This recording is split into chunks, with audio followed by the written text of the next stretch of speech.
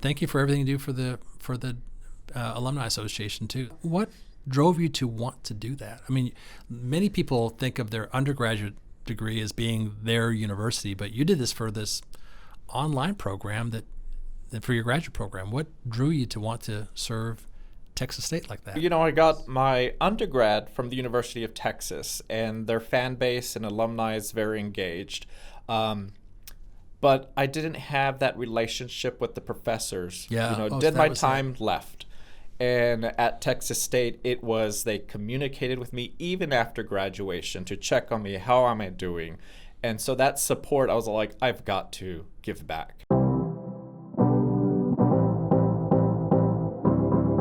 One of the things I love about our podcast is that we're not just looking at the university from the lens of just students or faculty and staff, but we also involve our alumni, because our alumni in many ways are reflections of the university. In fact, I think that when people think about Texas State, the first thing they think about is someone that they knew that went there and someone who's been accomplished. They say, oh, something great must be happening at university because someone has done something really good and they came from Texas State. And so we like to celebrate our alumni as much as possible and engage them in this podcast so they can share a little bit about their story. And I'm excited about today having Abel Guevara here, who's going to share with us a little bit about his story and then about something I think is pretty interesting that you did this past year that really ties our alumni to our school in a unique way we've never done before. And so, Abel, thank you for being on the podcast. And why don't you tell us a little bit about how you got to Texas State? Yes, so I've been a healthcare executive for well over 2 decades. As I was climbing the corporate ladder, I needed some additional education, and I decided to pursue a master's degree with the College of Health Professions and the Masters of Health Information Management. Did a lot of research. The HIM program at Texas State was well known, and so I applied, got in, did my 2 years, graduated, and I was just dedicated to the professors. I mean, they gave me so much knowledge and so much help, allowing me to basically work and turn in work, assignments late. And because you're a working professional, because I was working right? full time and, staying up late at night, answering my questions late at night. I mean, they were just responsive. Without the help of AI back then? No AI back then, so lots of reading, lots of research, and lots of fun stuff that I actually enjoyed doing. And so wanting to give back after my graduation, I wasn't a millionaire, so I was like, let me find a way to give back to the university. And so then I applied for the board of directors for the Alumni Association, and it was welcomed in. So now I'm on my 4th year with the board of alumni. And that's where you and I first met. Yes. Yeah. And so as much as I love Texas State, I want to do as much as I possibly can to bring alumni engagement, university advancement, and recognition to Texas State University, mainly because I'm so grateful for the professors that helped me through my time here. We always talk about, how can alumni help the university? And you can boil it down to 3 things: time, talent, and treasure. And time and talent, I always say first, like if you can just give us your time, or if you can help us do something, and treasure's last. And typically, treasure does come towards the end of people's careers. They've started to develop, some extra resources, and they want to say, oh, I want to like to give a scholarship or whatever. Mm-hmm. But giving of your time and your talent is really the first way for alumni to start giving back to the university that gave them so much. So, and in your case, it was a master's degree. Did you take those classes in Round Rock, or was it here in San Marcos? It was a hybrid environment, so online and here on this campus. On this campus, yes. Yeah. This was pre the transition to Round Rock. Okay, so when was that? When did you graduate? 2019 with my master's. Okay. So tell us a little bit about the HIM program. So what are you learning when you're in HIM? So in healthcare, I work as a non-clinical executive, specializing in healthcare accreditation, compliance, medical billing, rev cycle, and HIM. So part of the process of the healthcare rev cycle to get claims paid, we have to do a lot of digging into medical records to support medical necessity for the services or products that we're receiving. HIM professionals are becoming high in demand because most of our HIM professionals are now data driven. And so in healthcare, in the health administration, all of us in the back, we're making decisions with all the data. And who am I going out to reach to is HIM professionals, because they know how to go into our EMR systems, which are electronic medical record systems, find the data we need so we can make decisions for the hospital systems or the med tech or the technology firms, biopharmaceuticals, pharmacy. So we're using these HIM professionals to support us. I've also given back. So we talk about supporting Texas State, and one of the more important things is creating pipelines from graduation into the career force. And so as alumni, it's important for us to come back and say, hey, professor, I have an internship or externship or an opportunity for your graduates to come and work with me. Giving back and being able to do that for our alumni was important. So you mentioned getting involved with the university as a member of the Alumni Association. And but this past fall semester, we had something kind of interesting happen at Texas State. I happen to have a friend who runs the Old Crimson flag for Washington State, and they fly the flag, I think, 300 episodes now of College Game Day where they've been flying the Washington State Cougars flag. I asked him about, are you all going to Ireland for the first College Game Day? He said, of course we are. We've never missed one in 300 weeks or whatever. And I said, would you fly the Texas State flag? And he said, sure, if you get me a flag, I'll do it. So we actually happen to have a flag up at Collin College. We did an event up there, and they're flying our flag. And it's a big flag that we had to custom order. It was maroon and had a gold SuperCat on it. And he said, send me the biggest flag you have. And I said, well, the biggest flag I can find is that one. So one of my vice presidents was going up there for a meeting. So he went up there. He pulled the flag down. We overnighted it to Ireland, and some Washington State guys flew our flag there for the first time. And that kind of took off. Like, people saying, what is the Texas State flag doing there? Well, it turns out it wasn't the best flag for TV coverage because it was kind of hard to see the SuperCat in the background. So we had to buy a new flag, and we had to custom order it and so on. But then we got to do this again next week. And so we started like casting about trying to find people to wave the flags. And we were lucky that a couple of the College Game Days were actually in Texas, so we thought we could find someone kind of locally to do this. And you actually volunteered to wave the flag. And were you at College Station or at Austin? I was at Austin College Station, yes, for Game Day. So I was going to be on campus to go to the game. Yeah. And when our executive director for the Alumni Association, Christy, reached out, I was like, I'll be there, but I know it's going to be a lot of work. I would love to fly it, but if there's anyone who really, really is passionate about it and wants to take my slot, they can do it. And Christy was like, no, you do it. We want someone from the board to do it. And I was like, absolutely. So I'll be there. She was like, do you know what time you have to wake up? And I was like, 3 a.m. Yeah. So talk about that process here, because I don't think people understand exactly what all goes into getting that flag there. Oh my gosh. So College Game Day is one of the places where all the students wanted to be. So UT had a section, the pit, and it was already full when I got there at about 4:30 a.m. Yeah.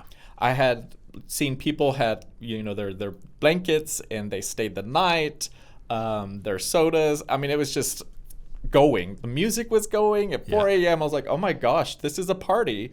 And you don't want to be in the pit, right? You want to be behind the pit, because that's all the action is.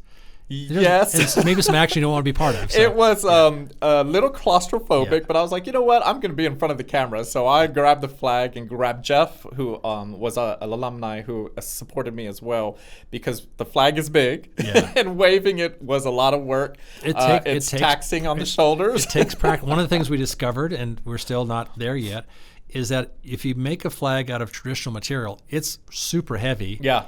And we have it on these big poles, and we make figure eights trying to make it flow, and it could wear you out after a while, right? So anyways, you get there at 4:30 in the morning. How do you get connected with the Washington State people? I looked for their flag. You saw their flag and said, hey, I'm here from Texas State. I was like, yeah, I'm Abel. I'm here from Texas State. Yeah. And so that's how I found them, because it was so crowded. Yeah. But we all connected, and eventually we're all waving together, and that was fun. And basically, when you were in the pit, you didn't leave the pit. Yeah. So we were waving until about 11 a.m. Yeah. So the show runs, I think, from 8 to 11. There's like a pre-show, and they switch over at 9 o'clock to ESPN 1. And so, but you really have to you got to be committed to this process, because you got to get up early. And we had one that was in Oregon, I think, or somewhere on the West Coast. They basically had to get there at 2 in the morning. their time. Yeah. And it was a chore and a half to get there. But tell me about your experience there waving the flag. What was it like? Oh my gosh, it was so much fun. The energy and people actually recognizing the Texas State flag.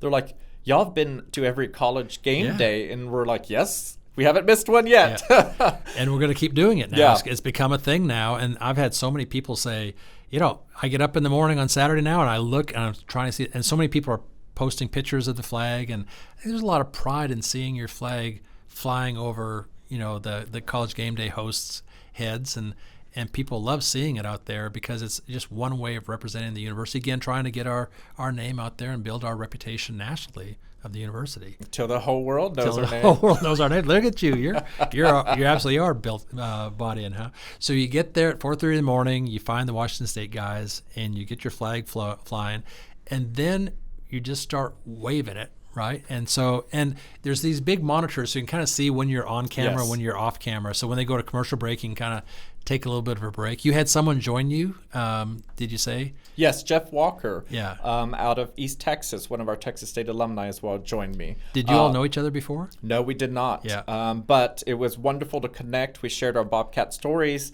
and I recommend having someone, maybe two other people, so that we can rotate the flags. It was hard to, kind of push through the people to get to the bathroom break or grab a soda and then push our way back in. But, having someone to alternate with was really important. Oregon State, Washington State, and Texas State are like the three schools that are always there now. And it's kind of nice to be connected with those schools that are on the West Coast and again, trying to get the national brand out there. But it's almost like you're in a new club now, the club of the waivers, right? Yeah.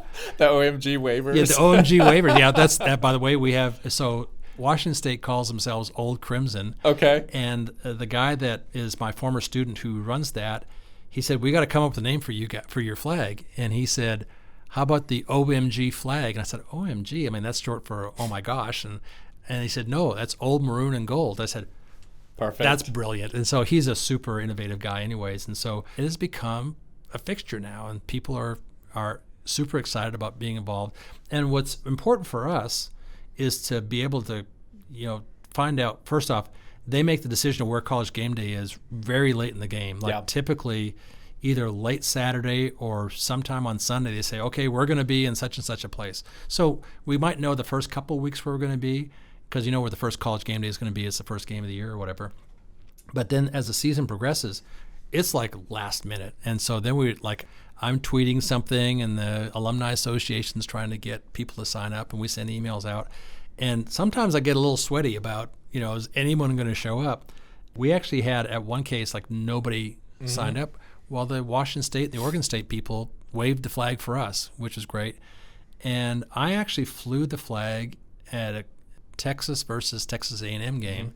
My best friend and I, who lives in College Station, he and I met. We went over there at 4:30 in the morning and got lined up and got the whole flag. And the Oregon State guys couldn't find someone to wave the flag, so I just waved the flag for Oregon State. So it's kind of like a camaraderie now between the groups. Like it's almost like we're all in this together, and if you can't make it, we'll cover for you, and you'll cover for me at a different time. So.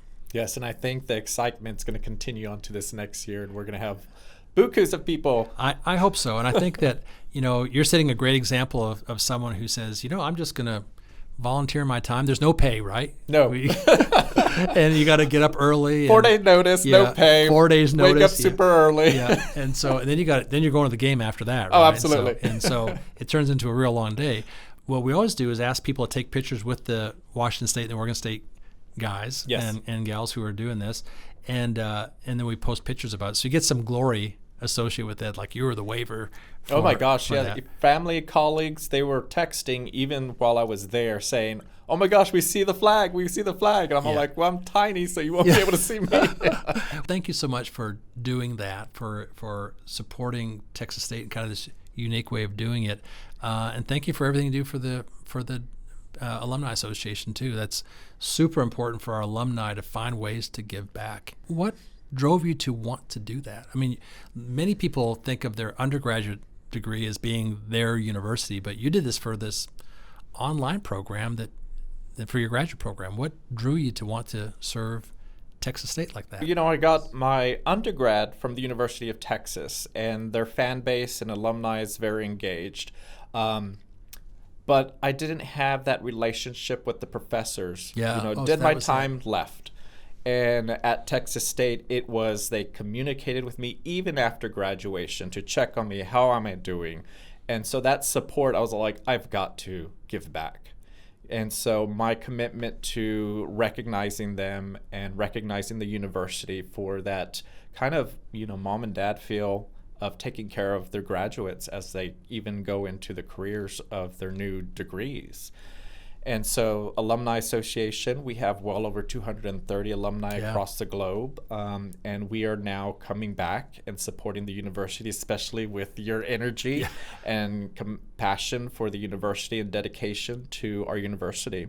And so people are coming. Yeah. We're recognized, bowl champions. People are engaging with us. Anything that we can do to recognize the university is really what we're looking for. Well, when you look at the reputation of a university, you can certainly use athletics to kind of open the door to people. But when people want to know about the quality of the educational process that's happening at the university, we can share with them about the high quality of faculty members that we're bringing here and the research that they're doing and so on. But it's really our alumni that shine a light on the university. When people see our alumni doing well in the workplace and in society, and say, well, where'd you go to school? Well, I went to Texas State. That says a lot about what the university is doing.